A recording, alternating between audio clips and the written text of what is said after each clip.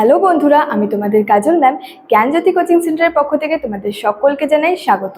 তো বন্ধুরা, আজকে আমি তোমাদের ইউনিভার্সিটির আন্ডারে মেজর হিস্ট্রি যে টপিকটি নিয়ে চলে এসেছি সেটি হচ্ছে জিগুরাট। তো আলোচনায় যাওয়ার আগে তোমাদেরকে একটা ছোট্ট ইনফরমেশন দিতে চাই, সেটি হলো তোমরা যারা আমাদের কোচিং সেন্টারে এখনও যুক্ত হওনি কিংবা যুক্ত হতে চাও তারা কিন্তু ওপরে দুটি নাম্বার দেখতে পাচ্ছ 6295916282 এবং 7076398606।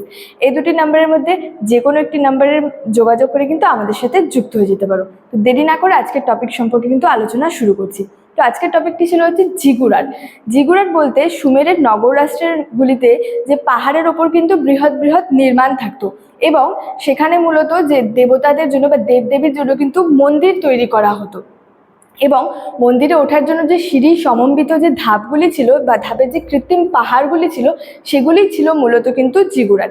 এই জিগুরাট বলতে বোঝাতো বা জিগুরাট কথাটির অর্থ হলে হচ্ছে চূড়া।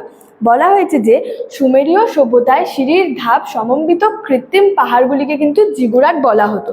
তো যে কৃত্রিম পাহাড়গুলি ছিল, যে সিঁড়ির ধাপ সমন্বিত যে কৃত্রিম পাহাড়গুলি ছিল সেগুলিকে কিন্তু বলা হতো জিগুরাট এবং যার শিখরে থাকতো কিন্তু দেব দেবীদের যে মন্দির সেগুলি কিন্তু থাকতো। এবং বলা হয়েছে সুমেরীয় ভাষায় জিগুরাট বলতে বোঝাতো চূড়া, মানে সাধারণভাবে কিন্তু সুমেরীয় ভাষায় জিগুরাট বলতে বোঝাতো চূড়া বা জিগুরাট কথাটির অর্থ ছিল কিন্তু চূড়া।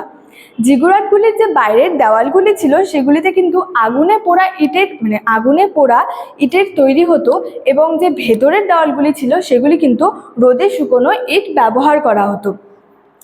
আর সেগুলিকে টেকসই করার জন্য কিন্তু সেখানে বিটুমিনের প্রলেপ দেওয়া হতো, মানে সেগুলিকে টেকসই করার জন্য সেখানে বিটুমিনের প্রলেপ দেওয়া হতো।